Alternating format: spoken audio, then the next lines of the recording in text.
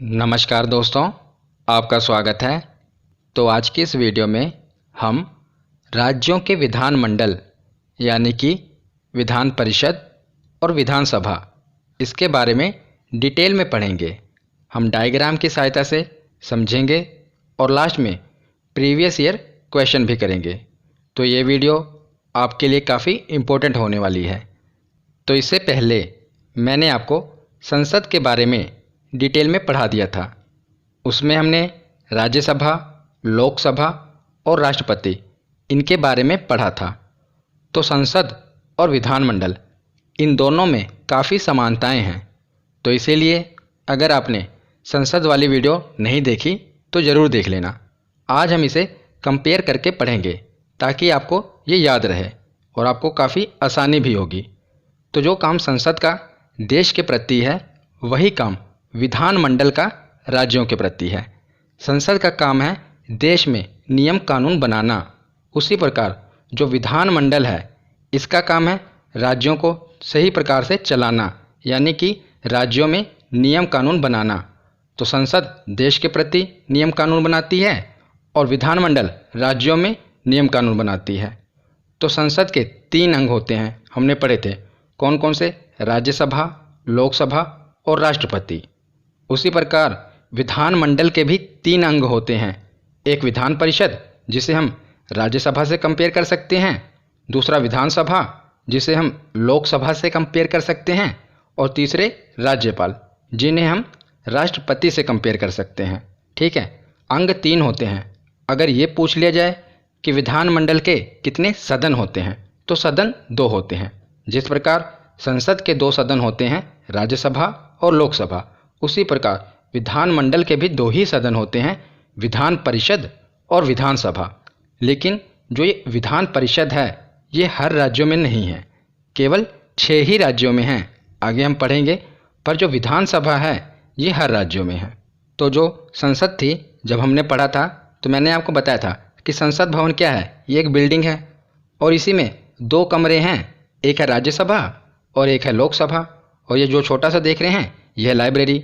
तो संसद में 2 कमरे हैं, राज्यसभा और लोकसभा। उसी प्रकार विधानमंडल में भी 2 कमरे हैं, एक है विधानसभा और एक है विधान परिषद। तो जो विधान परिषद है ये हर राज्यों में नहीं है, लेकिन जो विधानसभा है ये हर राज्यों में है। तो कई राज्यों में जो विधानमंडल है वो एक सदनीय है, यानी कि यूनिकैमरल है। एक सदनीय का मतलब क्या है कि एक ही सदन होगा, और वो कौन सा होगा? तो वो विधानसभा होगा। मैंने आपको बताया ना कि हर राज्यों में विधानसभा है, पर कई राज्यों में विधानमंडल द्विसदनीय है। द्विसदनीय मतलब कि 2 सदन, एक विधान परिषद होगा और एक विधानसभा होगा। इसे हम बाइकैमरल कहेंगे, यानी कि द्विसदनीय कहेंगे। अगर एक सदनीय तो मतलब कि सीधा विधानसभा। तो हमने स्ट्रक्चर देख लिया कि संसद और विधानमंडल इसमें समानताएं क्या हैं और क्या क्या इसका स्ट्रक्चर है। अब इसके अनुच्छेद देख लीजिए जो हमने पढ़ने हैं। इन्हें भी आप याद रख लीजिए क्योंकि आगे हम डिटेल में पढ़ेंगे। यहीं पर आप देख लीजिए कौन कौन से अनुच्छेद हैं। तो अनुच्छेद 168 में क्या है कि राज्यों के विधानमंडलों का गठन। हम विधानमंडल के बारे में पढ़ ही रहे हैं। तो 168 में बताया गया है कि हर एक राज्य में विधानमंडल होगी। ठीक है। और 169 में क्या बताया गया है कि राज्यों में विधान परिषद की स्थापना और समाप्ति, यानी कि अगर कोई राज्य विधान परिषद बनाना चाहता है तो उसकी स्थापना कैसे होगी और समाप्ति कैसे होगी, ये 169 में बताया गया है। और 170 में क्या है तो विधानसभा की संरचना है, यानी कि विधानसभा की संरचना, और 171 में विधान परिषद की संरचना। तो ये 4 अनुच्छेद हैं। अभी इन्हें हम डिटेल में पढ़ते हैं। तो चलिए अब आगे देखते हैं। चलिए अब हम विधानसभा और विधान परिषद इनके बारे में पढ़ते हैं। तो हम इन्हें एक ही साथ कंपेयर करके पढ़ेंगे। इस तरफ है विधानसभा और इस तरफ है विधान परिषद। अगर हम इन्हें कंपेयर करके पढ़ेंगे तो ये हमें ज़्यादा देर तक याद रहेंगे। इसी प्रकार मैंने आपको लोकसभा और राज्यसभा भी कंपेयर करके ही पढ़ाया था। तो विधानसभा को आप लोकसभा से रिलेट करना, क्योंकि हमने जो वहाँ पर पढ़ा था वही सेम यहाँ पर है, और विधान परिषद को राज्यसभा से रिलेट करना। तो चलिए देखते हैं। तो विधानसभा को क्या कहते हैं? तो विधानसभा को निम्न सदन कहते हैं और विधान परिषद को उच्च सदन कहते हैं। जिस प्रकार हमने लोकसभा को पढ़ा था निम्न सदन और राज्यसभा को उच्च सदन, उसी प्रकार विधानसभा को निम्न सदन कहा जाता है और विधान परिषद को उच्च सदन कहा जाता है। ये विधानसभा और विधान परिषद के कुछ अन्य नाम हैं जो सीधा वन लाइनर क्वेश्चन पूछ ले जाते हैं, इसीलिए हम इन्हें एक ही साथ पढ़ ले रहे हैं ताकि आप इन्हें एक ही साथ याद रख पाना। तो विधानसभा को निम्न सदन और विधान परिषद को उच्च सदन, और विधानसभा को इंग्लिश में कहते हैं लेजिस्लेटिव असेंबली, याद रखिएगा लेजिस्लेटिव असेंबली, और विधान परिषद को लेजिस्लेटिव काउंसिल, विधान परिषद को काउंसिल और सभा को असेंबली। और विधानसभा को जनता का सदन कहा जाता है। जनता का सदन क्यों कहा जाता है? क्योंकि विधानसभा के जो सदस्य होते हैं उन्हें जनता चुनकर भेजती है, इसीलिए इसे जनता का सदन कहा जाता है। और विधान परिषद को चर्चित लोगों का सदन कहा जाता है। इन्हें जनता चुनकर नहीं भेजती, बल्कि ये चर्चित लोग होते हैं, इसीलिए इन्हें चर्चित लोगों का सदन कहा जाता है। और विधानसभा को प्रथम सदन कहा जाता है और विधान परिषद को द्वितीय सदन कहा जाता है, क्योंकि विधानसभा से ही सरकार बनती है, इसीलिए हम इसे प्रथम सदन कहते हैं और विधान परिषद को द्वितीय सदन कहते हैं। तो आगे है कि विधानसभा को अस्थायी सदन कहते हैं, क्योंकि विधानसभा का कार्यकाल 5 सालों का होता है, उसके बाद ये भंग हो जाती है, दोबारा चुनाव होते हैं, नए सदस्य आते हैं। पर जो विधान परिषद है ये कभी भंग नहीं होती। हाँ, विधान परिषद को समाप्त किया जा सकता है पर इसे भंग नहीं किया जा सकता, इसीलिए इसे स्थायी सदन कहते हैं। और विधानसभा को युवाओं का सदन कहते हैं। युवाओं का सदन क्यों कहते हैं?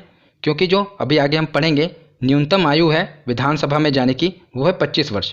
अगर हम उसे विधान परिषद से कंपेयर करें तो विधान परिषद की है 30 वर्ष, इसीलिए इसे बड़ों का सदन कहते हैं। तो ये कुछ अन्य नाम हैं, आप याद रख लीजिएगा। तो आगे है कि सभी राज्यों के अलावा 3 केंद्र शासित प्रदेशों में भी विधानसभा है। मैंने आपको बताया ना कि जो विधानसभा है ये हर राज्यों में है, पर राज्यों के अलावा 3 केंद्र शासित प्रदेश भी हैं जहाँ पर विधानसभा है। एक है दिल्ली, दूसरी है पुदुचेरी और तीसरा जम्मू कश्मीर। जम्मू कश्मीर पहले राज्य था पर अब केंद्र शासित प्रदेश है, तो याद रखिएगा 3 केंद्र शासित प्रदेश हैं, दिल्ली, पुदुचेरी और जम्मू कश्मीर। और बात करें विधान परिषद की तो वर्तमान में केवल 6 राज्यों में ही विधान परिषद है। कौन कौन से, हम आगे देखते हैं। तो अब हम देखते हैं कि किन किन राज्यों में विधान परिषद है। तो विधान परिषद वर्तमान में 6 राज्यों में है। कौन कौन से? उत्तर प्रदेश, बिहार, महाराष्ट्र, कर्नाटक, आंध्र प्रदेश और तेलंगाना। बात करें आंध्र प्रदेश की तो आंध्र प्रदेश की विधानसभा ने यह प्रस्ताव पारित कर दिया है कि उन्हें विधान परिषद की ज़रूरत नहीं है। पर आगे हम पढ़ेंगे कि विधान परिषद को समाप्त कैसे किया जा सकता है। वहाँ की जो विधानसभा है उसने तो ये प्रस्ताव पारित कर दिया, पर अभी संसद के द्वारा स्वीकृति नहीं मिली है। तो जब तक संसद के द्वारा स्वीकृति नहीं मिल जाती हम इसे काउंट करेंगे। कुछ और नए राज्यों ने भी यह प्रस्ताव पारित किए हैं कि उन्हें विधान परिषद चाहिए, पर जब तक संसद स्वीकृति नहीं दे देती हम उन्हें काउंट नहीं करेंगे। तो अभी वर्तमान में 6 ही राज्य हैं। कौन कौन से, इन्हें हम याद कैसे करेंगे ये देखते हैं। तो बात करते हैं कि अब इन्हें याद कैसे रखना है। तो इसकी ट्रिक भी है, पर मैं आपको ट्रिक नहीं बताऊंगा क्योंकि उसकी कोई ज़रूरत नहीं है। आप इसे मैप की सहायता से याद रखना, जिससे आप इसे काफ़ी देर तक याद रख पाएंगे और कोई ट्रिक की ज़रूरत भी नहीं पड़ेगी। तो याद कैसे रखेंगे, देखिए ऊपर के 2 राज्य हैं उत्तर प्रदेश और बिहार, दोनों साथ साथ हैं। तो ऊपर के 2 और नीचे के 4 कौन कौन से, देखिए महाराष्ट्र और कर्नाटक और आंध्र प्रदेश और तेलंगाना। आंध्र प्रदेश और तेलंगाना ये तो पहले एक ही राज्य थे, अब अलग अलग हुए हैं, तो दोनों ही हैं। आंध्र प्रदेश और तेलंगाना 2 ये हो गए और 2 बगल वाले कौन कौन से, नीचे है कर्नाटक, ऊपर है महाराष्ट्र। तो 4 राज्य ये हो गए, महाराष्ट्र, कर्नाटक, आंध्र प्रदेश, तेलंगाना, और ऊपर के 2 उत्तर प्रदेश और बिहार। तो कुल मिलाकर 6 राज्यों में विधान परिषद है। आप इसे ऐसे ही मैप की सहायता से याद रखिए, जिससे आपको काफ़ी फ़ायदा होगा। तो आगे हम कुछ बेसिक चीज़ें देख लेते हैं कि एमएलए किसे कहते हैं, सांसद किसे कहते हैं, विधायक किसे कहते हैं। ये अक्सर आपको कंफ्यूज करते होंगे, पर हम इसे पहले क्लियर कर लेते हैं। तो सबसे पहले देखिए संसद। तो संसद को इंग्लिश में क्या कहते हैं, पार्लियामेंट। और संसद के 2 सदन होते हैं, एक लोकसभा और दूसरा राज्यसभा। लोकसभा को इंग्लिश में हाउस ऑफ पीपल भी कहते हैं और राज्यसभा को काउंसिल ऑफ स्टेट्स भी कहते हैं। तो संसद में जो मंत्री बैठते हैं उन्हें क्या कहा जाता है, मतलब कि संसद में जो सदस्य बैठते हैं उन्हें सांसद कहा जाता है। चाहे वो लोकसभा में बैठें चाहे राज्यसभा में बैठें, उन्हें सांसद ही कहा जाएगा। और संसद को इंग्लिश में क्या कहते हैं, पार्लियामेंट। तो इंग्लिश में जो संसद में सदस्य बैठते हैं उन्हें मेंबर ऑफ पार्लियामेंट कहा जाता है। पार्लियामेंट में बैठने वाले मेंबर ऑफ पार्लियामेंट। तो इन्हें शॉर्ट फॉर्म में हम एमपी कह देते हैं। क्या, एमपी, यानी कि मेंबर ऑफ पार्लियामेंट। तो अगर वो लोकसभा में बैठेंगे तो उन्हें कहा जाएगा एमपी ऑफ लोकसभा, और राज्यसभा में बैठेंगे तो एमपी ऑफ राज्यसभा। तो आपको ये बात क्लियर हो गई ना, संसद में बैठने वाले सांसद कहलाते हैं, मतलब कि पार्लियामेंट में बैठने वाले एमपी कहलाते हैं, मेंबर ऑफ पार्लियामेंट। अब हम देखते हैं विधानमंडल। तो विधानमंडल को इंग्लिश में कहते हैं लेजिस्लेचर। इसके भी दो सदन होते हैं, एक विधानसभा और एक विधान परिषद। तो विधानसभा को इंग्लिश में कहा जाता है लेजिस्लेटिव असेंबली, और विधान परिषद को तो लेजिस्लेटिव काउंसिल। तो जो विधानसभा में मेंबर बैठते हैं उन्हें मेंबर ऑफ लेजिस्लेटिव असेंबली कहा जाता है, क्योंकि विधानसभा को इंग्लिश में क्या कहते हैं, लेजिस्लेटिव असेंबली। तो जो यहाँ पर मेंबर बैठेंगे उन्हें क्या कहा जाएगा, मेंबर ऑफ लेजिस्लेटिव असेंबली, जिसे शॉर्ट में हम कह देते हैं एमएलए। और जो विधान परिषद में बैठते हैं यानी कि लेजिस्लेटिव काउंसिल में बैठते हैं उन्हें कहा जाता है मेंबर ऑफ लेजिस्लेटिव काउंसिल, यानी कि एमएलसी। तो लेजिस्लेटिव असेंबली में बैठने वाले एमएलए होते हैं और लेजिस्लेटिव काउंसिल में बैठने वाले एमएलसी होते हैं। और हिंदी में विधानमंडल में बैठने वाले मंत्री को विधायक कहा जाएगा। जिस प्रकार संसद में बैठने वाले को सांसद कहा जाता है, उसी प्रकार विधानमंडल में बैठने वाले को विधायक कहा जाता है। आपने सुना होगा ना कि चाचा विधायक हैं हमारे, तो वो यही विधायक हैं जो विधानमंडल में बैठते हैं, याद रखिएगा। तो हमने बेसिक चीज़ें देख ली, अब हम आगे डिटेल में पढ़ना शुरू करते हैं। तो सबसे पहले हम अनुच्छेद 168 देखते हैं, जिसमें हमने पढ़ा था विधानमंडल का गठन। तो अनुच्छेद 168 के अनुसार प्रत्येक राज्य में एक विधानमंडल होगा जो राज्यपाल और दो सदनों से मिलकर बनेगा। जहाँ किसी राज्य के विधानमंडल के दो सदन हैं वहाँ एक का नाम विधान परिषद होगा और दूसरे का नाम विधानसभा होगा। अगर केवल एक ही सदन है तो उसका नाम क्या होगा, तो विधानसभा होगा। हमने पीछे पढ़ा ना, अगर एक सदन होगा जो कि हर राज्य में होगा तो उसे विधानसभा कहेंगे।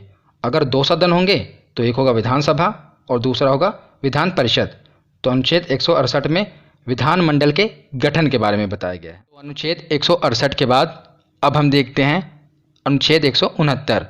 तो इसमें क्या कहा गया है कि राज्यों में विधान परिषद की स्थापना और समाप्ति, यानी कि अगर कोई राज्य विधान परिषद की स्थापना करना चाहता है या समाप्ति करना चाहता है तो इसका क्या प्रोसेस होगा, ये 169 में बताया गया है। तो क्या प्रोसेस है कि विधान परिषद की स्थापना और समाप्ति के लिए यदि किसी भी राज्य की विधानसभा, याद रखिएगा कि किसी भी राज्य की विधानसभा अपने कुल सदस्यों के पूर्ण बहुमत तथा उपस्थित मतदान करने वाले सदस्यों के 2/3 बहुमत से प्रस्ताव पारित करे।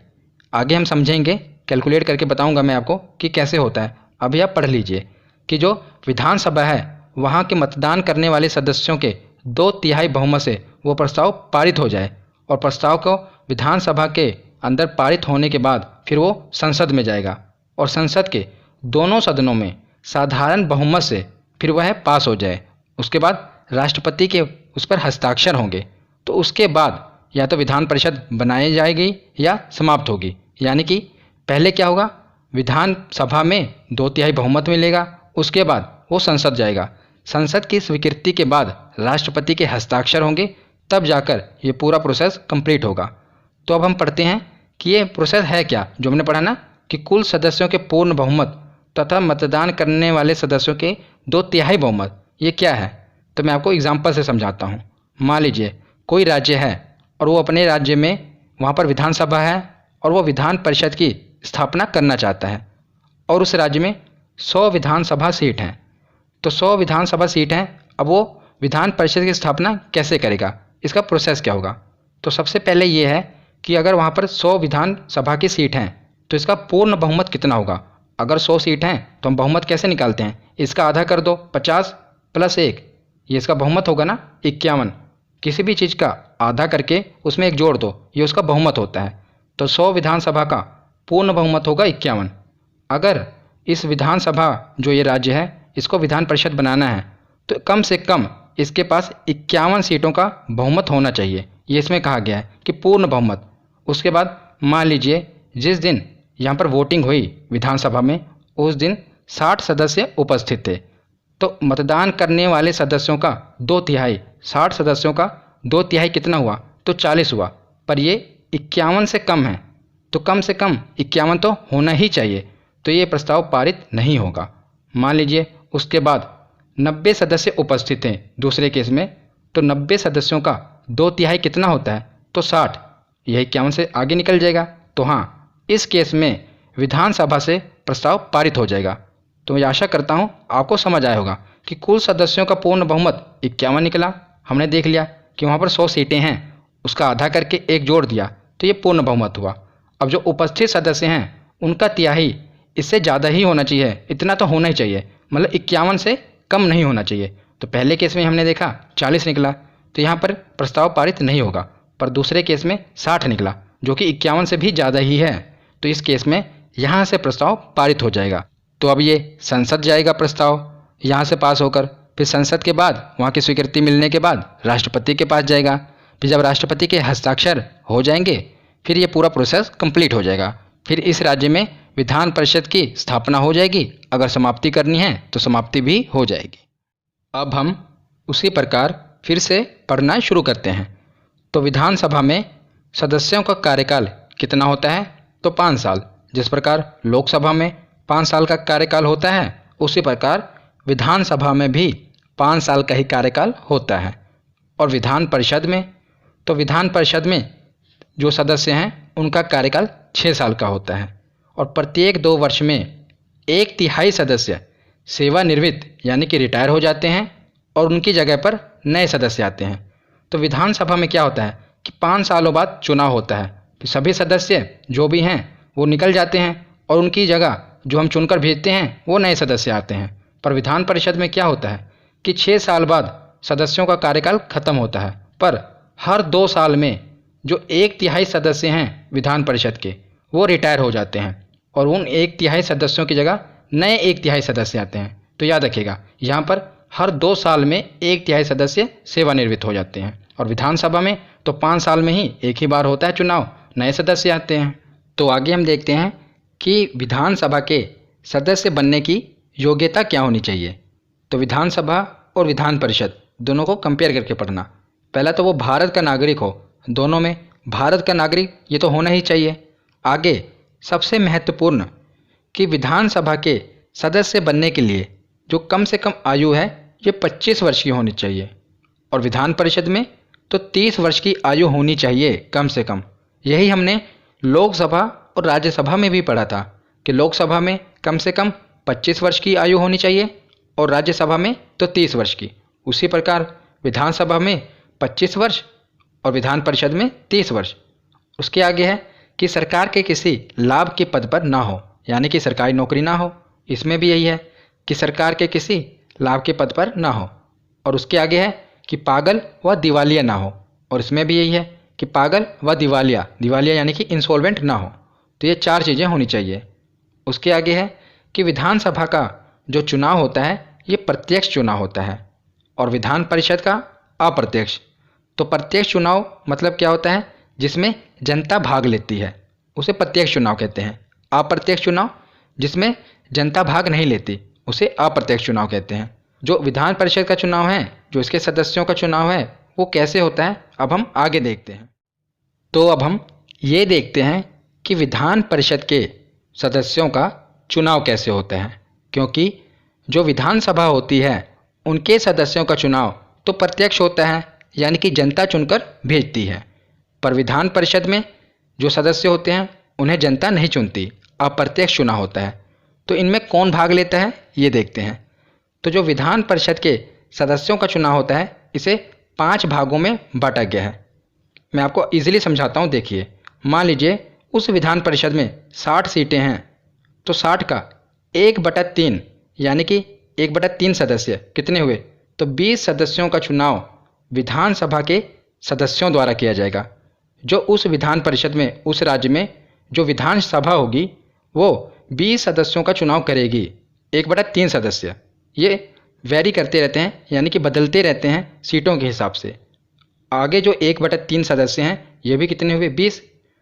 इनका जो चुनाव होता है इसमें स्थायी निकाय द्वारा भाग लिया जाता है, यानी कि जो वहाँ की लोकल बॉडीज़ होती हैं जैसे नगर पालिका हो गया, जिला बोर्ड के सदस्य हो गए, ये भाग लेंगे। बाकी 1/6 सदस्य ये कितने हुए, तो 10 सदस्य, 60 का 1/6, तो इसमें राज्यपाल द्वारा ये मनोनीत किए जाते हैं। तो वहाँ के 10 सदस्य, अगर मान लीजिए वहाँ की विधान परिषद में 60 सीटें हैं तो जो 10 सीटें हैं यानी कि 10 सदस्य हैं ये राज्यपाल द्वारा मनोनीत किए जाएंगे। आगे है 1/12 सदस्य, तो 60 का 1/12 कितना हुआ, 5 हुआ। आगे भी 1/12 5 ही होगा। तो 1/12 जो सदस्य हैं ये उन स्नातकों यानी कि स्नातक को क्या कहते हैं, ग्रेजुएट, वो ग्रेजुएट द्वारा निर्वाचित होते हैं जिन्होंने कम से कम 3 वर्ष पूर्व अपनी ग्रेजुएशन की डिग्री प्राप्त कर ली हो, ये उनके चुनाव में भाग लेते हैं। तो देखिए 20 + 20 40, 10 50, 5 55 और ये बाकी के 5 कुल मिलाकर 60 हो जाएगा। तो इस प्रकार इन्हें बांटा गया है। तो बाकी के जो बचे 1/12 सदस्य इन्हें उन अध्यापकों द्वारा निर्वाचित होते हैं ये जो कम से कम 3 वर्षों से माध्यमिक पाठशालाओं अथवा उनसे ऊंची कक्षाओं में शिक्षण कार्य कर रहे हों। तो ये जो सरकारी टीचर होते हैं ये उन्हें चुनते हैं। यहाँ पर हमने देखा कि स्टूडेंट होते हैं वो चुनते हैं, यहाँ पर सरकारी टीचर हैं वो चुनते हैं। 1/12 1/12 और 1/6 राज्यपाल द्वारा मनोनीत किए जाते हैं। 1/3 लोकल बॉडीज़ के द्वारा इनका चुनाव होता है और 1/3 जो वहाँ की विधानसभा होती है वो चुनकर भेजती है।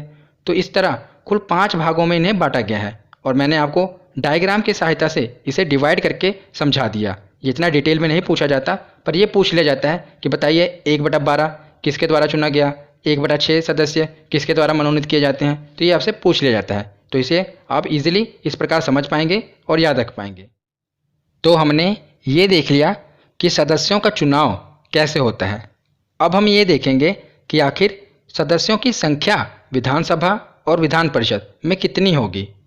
तो सबसे पहले देखते हैं विधानसभा में सदस्यों की संख्या। तो अधिक से अधिक 500 सदस्य विधानसभा में हो सकते हैं और कम से कम 60 तो होने ही चाहिए। ये लिमिट तय की गई है कि अधिक से अधिक 500 और कम से कम 60। ये पूछा जाता है इसलिए याद रखिएगा। कहाँ पर, तो विधानसभा में। पर इसके कुछ अपवाद हैं जहाँ पर कम से कम जो 60 सीटें हैं ये भी नहीं हैं। तो कौन कौन से, ये 4 आपको याद रखने हैं क्योंकि इम्पोर्टेंट बन जाते हैं। तो सबसे पहले है गोवा, जहाँ पर सिर्फ 40 विधानसभा सीटें हैं, 60 नहीं हैं। दूसरा है मिजोरम, यहाँ पर भी 40 ही विधानसभा सीटें हैं। और तीसरा है सिक्किम, यहाँ पर सिर्फ 32 विधानसभा सीटें हैं। और एक पुदुचेरी भी याद रख लीजिएगा, ये है तो केंद्र शासित प्रदेश पर इसे भी आप याद रख लीजिए। तो 30 सीटें हैं यहाँ पर विधानसभा की, ये केंद्र शासित प्रदेश है। 3 राज्य हैं, गोवा, मिजोरम और सिक्किम, और एक केंद्र शासित प्रदेश है पुदुचेरी, जहाँ पर जो ये आंकड़ा है 60 का कम से कम वाला, ये इसका अपवाद है, यहाँ पर 60 सीटें नहीं हैं, तो याद रखिएगा। तो विधानसभा के सदस्यों की संख्या हमने देख ली। अब हम देखते हैं कि विधान परिषद में सदस्यों की संख्या कितनी होगी। तो इसमें कोई फिक्स आंकड़ा नहीं दिया गया। इसमें क्या बताया गया है कि अधिक से अधिक विधानसभा के सदस्यों की कुल संख्या के 1/3 सदस्य होने चाहिए। तो ये क्या है, मान लीजिए कि विधानसभा में किसी राज्य में 150 सीटें हैं, टोटल कितनी है 150, तो वहाँ की विधान परिषद में अधिक से अधिक इसका 1/3 ही हो सकते हैं। तो 150 का 1/3 कितना होगा, तो 50। तो ये 50 अधिकतम है, इससे आगे नहीं बढ़ सकते। तो कितनी सीटें हो सकती हैं अधिक से अधिक, वहाँ की विधानसभा की 1/3। और बात करें कम से कम, तो कम से कम 40 तो होनी ही चाहिए। यह भी हम आगे देखेंगे कि जो 6 विधान परिषद वाले राज्य हैं उनमें कितनी सीटें हैं। तो कम से कम कितनी होनी चाहिए, तो 40 तो होनी ही चाहिए। और अधिक से अधिक तो वहाँ की जो विधानसभा है उनके कुल सदस्यों का 1/3, ये सदस्यों की संख्या है।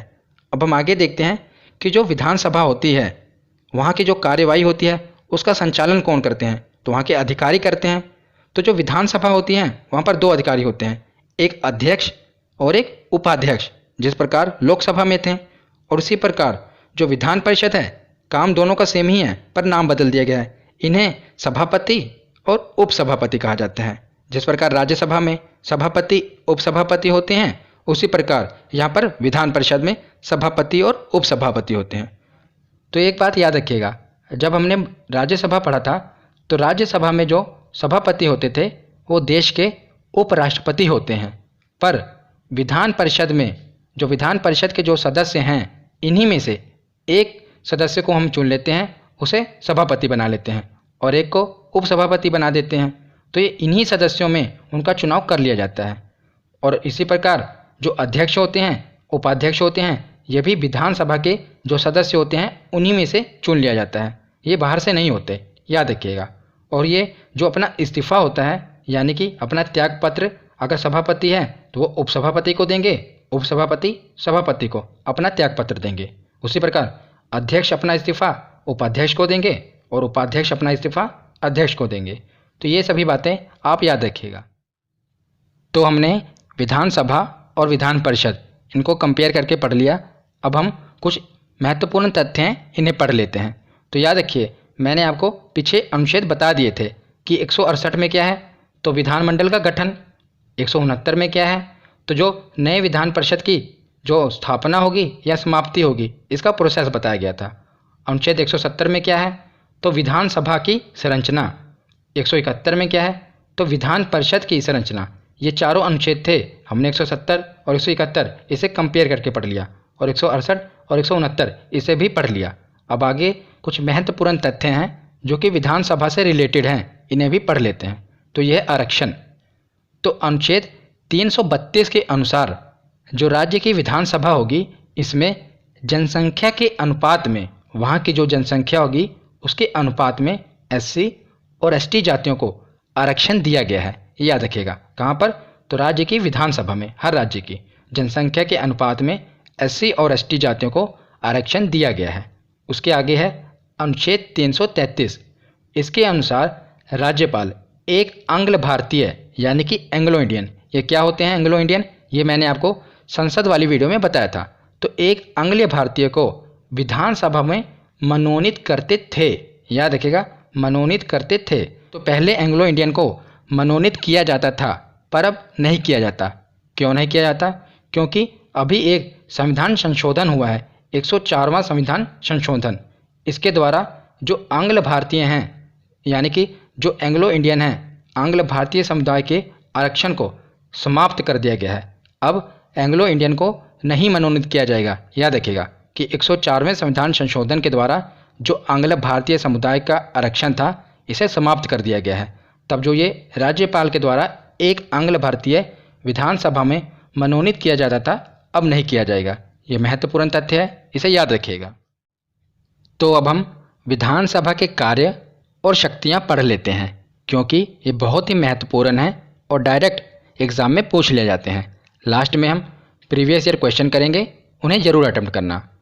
तो सबसे पहले है कि विधानसभा, इसे राज्य सूची और समवर्ती सूची पर कानून बनाने का अधिकार है। तो राज्य सूची क्या होता है? इसमें कुछ विषय होते हैं जिन पर राज्य सरकारें कानून बना सकती हैं, और समवर्ती सूची के विषयों पर राज्य सरकार और केंद्र सरकार दोनों ही कानून बना सकती हैं। तो विधानसभा को ये शक्तियाँ प्राप्त हैं। आगे है कि धन विधेयक को सबसे पहले विधानसभा में ही प्रस्तुत किया जाता है, विधान परिषद में नहीं किया जाएगा, सबसे पहले विधानसभा में ही प्रस्तुत किया जाएगा। तो धन विधेयक क्या है, ये मैंने महत्वपूर्ण अनुच्छेद वाली वीडियो में बता रखा था। फिर मैं आपको दोबारा शॉर्ट में बता देता हूँ कि जो सरकार की धन लाने की प्रक्रिया होती है, उसे धन विधेयक कहते हैं। जैसे सरकार कोई लोन ले रही है, उसे धन आएगा ना, तो ये धन विधेयक है। अगर कोई टैक्स की वैल्यू सरकार घटा बढ़ा रही है, तो उसे भी हम धन विधेयक कहेंगे। तो जो धन विधेयक है, ये सबसे पहले विधानसभा में ही प्रस्तुत किया जाएगा, और जब धन विधेयक विधानसभा में पारित हो जाएगा, तो इसके बाद इसे विधान परिषद में पास करने के लिए भेज दिया जाएगा। तो फिर विधान परिषद को 14 दिनों के भीतर धन विधेयक को विधानसभा के पास लौटाना पड़ेगा। मतलब कि अधिकतम 14 दिनों तक ही विधान परिषद इस बिल को अपने पास रख सकती है। अगर 14 दिनों के बाद 15वां दिन हो गया तो ये मान लिया जाएगा कि विधान परिषद के द्वारा ये बिल पास कर दिया गया है। ये याद रखिएगा, बहुत ही महत्वपूर्ण पॉइंट है। आगे है कि प्रत्येक वर्ष राज्य का जो वार्षिक बजट होता है ये कहाँ पर, तो ये विधानसभा में ही प्रस्तुत किया जाता है, वार्षिक बजट। उसके आगे है कि विधानसभा की अनुमति के बिना राज्य में कोई टैक्स नहीं लग सकता, ये विधानसभा की अनुमति के बिना। आगे है कि जो मंत्री परिषद है, यानी कि मंत्री परिषद जो भी मंत्री हैं ये सामूहिक रूप से विधानसभा के प्रति ही उत्तरदायी होंगे, चाहे वो विधान परिषद से ही क्यों न चुन के आए हों, पर वो विधानसभा के प्रति ही उत्तरदायी होंगे। ये हमने प्रधानमंत्री वाली वीडियो में भी पढ़ा था कि जो प्रधानमंत्री का जो पूरे मंत्री हैं उनके मंत्री परिषद के, वो लोकसभा के प्रति उत्तरदायी होंगे। उसी प्रकार जो ये हम विधानमंडल में पढ़ रहे हैं कि जो मंत्री परिषद होगा ये सामूहिक रूप साथ में याद रखिएगा कि सामूहिक रूप से विधानसभा के प्रति उत्तरदायी होगा। तो विधानसभा के बाद अब हम विधान परिषद के कुछ महत्वपूर्ण तथ्य देख लेते हैं। तो सबसे पहले है कि विधान परिषद किसी भी विधेयक को अधिकतम 4 माह तक ही रोक सकती है, मतलब कि 4 महीने तक ही किसी भी बिल को डिले कर सकती है विधान परिषद। कैसे? अगर कोई भी बिल पहले विधानसभा में पारित हो गया है फिर उसे विधान परिषद के पास भेजा जाता है तो फिर इसे वो 3 महीने तक रोक सकते हैं। कौन? विधान परिषद वाले। फिर यह बिल दोबारा विधानसभा के पास वापस चला जाएगा, फिर विधानसभा दोबारा इसे पारित करके विधान परिषद में भेज देगी। अब की बार विधान परिषद इसे 1 ही महीने तक रोक सकती है। अगर वो 1 महीने तक भी इसको पारित नहीं करेगी विधान परिषद में, फिर यह मान लिया जाएगा कि यह बिल विधान परिषद के द्वारा पारित हो चुका है। मतलब कि पहली बार 3 महीने तक दोबारा बिल वो विधानसभा जाएगा तो वहाँ से दोबारा पारित होकर विधान परिषद आएगा तो दोबारा 1 महीने तक, मतलब कि कोई भी बिल विधान परिषद अधिकतम 4 महीने तक ही अपने पास अटका सकते हैं। तो इसीलिए कहा गया है कि विधान परिषद किसी भी विधेयक को अधिकतम 4 माह तक ही रोक सकती है, याद रखिएगा। तो अगला पॉइंट है कि मुख्यमंत्री और मंत्रियों का चयन किसी भी सदन से किया जा सकता है। तो जरूरी नहीं है कि जो मुख्यमंत्री का चयन किया जाए ये विधानसभा के ही सदस्य हों, वो विधान परिषद के भी सदस्य हो सकते हैं, यानी कि किसी भी सदन के सदस्य हो सकते हैं। तो जो मंत्री हैं वो भी विधान परिषद के सदस्य भी हो सकते हैं और विधान सभा के भी सदस्य हो सकते हैं। पर अगर वो किसी भी सदन के सदस्य हों पर वो सामूहिक रूप से विधानसभा के प्रति ही उत्तरदायी होंगे, ये हमने पीछे पढ़ रखा था। और ये भी याद रखिएगा, अगर मान लीजिए कोई किसी को मंत्री बनाया गया और वो किसी भी सदन का सदस्य नहीं है तो फिर इसकी एक कंडीशन हो सकती है। मान लीजिए किसी को मुख्यमंत्री ने मंत्री बना दिया और वो किसी भी सदन का सदस्य नहीं है, ना वो विधानसभा का है ना वो विधान परिषद का है, तब भी उसे मंत्री बनाया जा सकता है। पर इसकी कंडीशन क्या होगी कि उन्हें 6 महीने के अंदर, यानी कि उस मंत्री को 6 महीने के अंदर विधान परिषद या विधानसभा किसी भी एक सदन का सदस्य बनना पड़ेगा 6 महीने के अंदर, तभी वो अपने पद पर बने रह पाएंगे, नहीं तो उन्हें अपना पद छोड़ना पड़ेगा। पहले तो उन्हें बना दिया जाएगा पर 6 महीने के अंदर उन्हें सदस्यता लेनी पड़ेगी, या तो विधानसभा की या विधान परिषद की। अगर वो 6 महीने के अंदर सदस्य नहीं बन पाते हैं तो उन्हें अपना पद छोड़ना पड़ेगा, ये अभी याद रखिएगा। तो लास्ट में हम विधान परिषद में जो सीटों की संख्या है, 6 राज्य थे ना, ये पढ़ लेते हैं कि वहाँ पर कुल कितनी संख्या है सीटों की। तो उत्तर प्रदेश में है 100 सबसे ज़्यादा, महाराष्ट्र में है 78, बिहार और कर्नाटक दोनों राज्यों में 75-75 सीटें हैं विधान परिषद की। उसके बाद आंध्र प्रदेश जहाँ पर 58 सीटें हैं विधान परिषद की, वहाँ की विधानसभा ने यह प्रस्ताव पारित कर दिया है कि हमें विधान परिषद की ज़रूरत नहीं है। पर अभी जब संसद से स्वीकृति मिल जाएगी और राष्ट्रपति के हस्ताक्षर हो जाएंगे तब यहाँ पर जो विधान परिषद है इसे समाप्त कर दिया जाएगा। और लास्ट में जो छठा राज्य है यह है तेलंगाना, यहाँ पर 40 विधान परिषद की सीटें हैं। तो हमने पूरा थ्योरी सेक्शन कंप्लीट कर लिया। भारतीय संविधान के निम्नलिखित अनुच्छेदों में से कौन राज्य की विधानसभाओं के निर्वाचन का प्रावधान करती है? तो सीधा सीधा इन्होंने विधानसभा वाला अनुच्छेद पूछा है। हमने पढ़ा था विधानमंडल 168, विधान परिषद की समाप्ति और स्थापना 169 और विधानसभा अनुच्छेद 170। तो इसका ऑप्शन ए सही होगा। विधानसभा की संरचना थी अनुच्छेद 170 में। अगला क्वेश्चन है कि किसी राज्य की विधानसभा में अधिकतम कितने सदस्य हो सकते हैं? तो बताइए कि विधानसभा में कितने सदस्य हो सकते हैं? तो हमने पढ़े थे ना, अधिकतम कितने सदस्य हो सकते हैं? तो 500। अगला प्रश्न है कि विधानसभा अध्यक्ष यानी कि जो स्पीकर है, ये अपना त्यागपत्र किसको देता है? तो मैंने आपको बताया था कि अध्यक्ष अपना त्यागपत्र किसे देगा?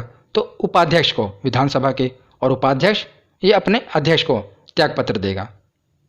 तो अगला प्रश्न है कि विधानसभा की सदस्यता के लिए उम्मीदवार को कितने वर्ष से कम का नहीं होना चाहिए? तो कम से कम कितनी आयु होनी चाहिए विधानसभा के सदस्य बनने के लिए? तो हमने पढ़ा था 25 वर्ष। अगर यही पूछ लिया जाता विधान परिषद के बारे में तो कितना होता? तो वो होता 30 वर्ष। अगला प्रश्न देखते हैं कि राज्य मंत्री परिषद सामूहिक रूप से किसके प्रति उत्तरदायी होते हैं? तो मैंने आपको बताया था कि मंत्री परिषद, चाहे वो विधान परिषद के हों या विधानसभा के हों मंत्री, वो किसके प्रति उत्तरदायी होंगे सामूहिक रूप से? तो विधानसभा के प्रति सामूहिक रूप से उत्तरदायी होंगे। अगला प्रश्न है कि किसी राज्य की विधानसभा के सदस्यों की न्यूनतम संख्या कितनी हो सकती है? तो बताइए कि विधानसभा के न्यूनतम सदस्यों की संख्या कितनी हो सकती है? तो यह है 60, हमने पढ़ा था। तो अगला प्रश्न है कि सामान्यतः विधानमंडल के ऊपरी सदन के सदस्यों की कुल संख्या निचले सदन की कुल संख्या की कितनी होनी चाहिए? तो ये क्वेश्चन थोड़ा घुमाकर पूछा गया है, मैं आपको बताता हूँ। देखिए, ऊपरी सदन का मतलब क्या हुआ? विधान परिषद। और निचले सदन का मतलब क्या हुआ? विधानसभा। तो इन्होंने पूछा है कि जो विधान परिषद की सदस्यों की संख्या है, कुल संख्या, ये विधानसभा के सदस्यों की अधिकतम कितनी होनी चाहिए? तो हमने पढ़ा था कि विधानसभा के 1/3 सदस्य अधिकतम हो सकते हैं। पढ़ा था ना कि विधानसभा के 1/3 सदस्य अधिकतम हो सकते हैं विधान परिषद में। तो इसका ऑप्शन सही होगा, ऑप्शन बी, 1/3 होनी चाहिए। अगला प्रश्न है कि किसको समाप्त किया जा सकता है पर भंग नहीं किया जा सकता? तो यह है विधान परिषद। विधान परिषद को समाप्त तो किया जा सकता है, हमने पूरा प्रोसेस पढ़ लिया, पर इसे भंग नहीं किया जा सकता। क्यों नहीं किया जा सकता? क्योंकि प्रत्येक 2 वर्ष में इसके 1/3 सदस्य सेवानिवृत्त होते हैं, बाकी के सदस्य रहते हैं ना वहाँ पर, भंग नहीं होती, पर इसे समाप्त किया जा सकता है। अगला प्रश्न है कि विधान परिषद के कितने सदस्य प्रत्येक दूसरे वर्ष अवकाश ग्रहण करते हैं? ये हमने अभी पढ़ा कि प्रत्येक दूसरे वर्ष 1/3 सदस्य अवकाश ग्रहण करते हैं, उनकी जगह नए सदस्यों का चुनाव होता है।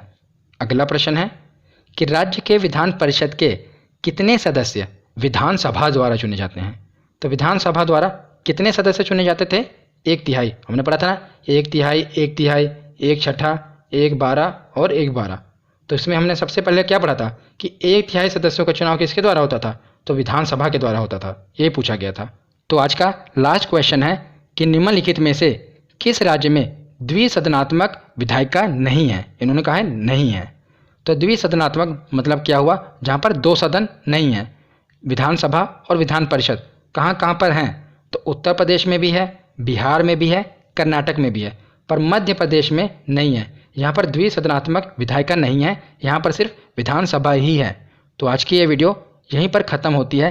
कैसी लगी ये वीडियो कमेंट सेक्शन में ज़रूर बताना। धन्यवाद।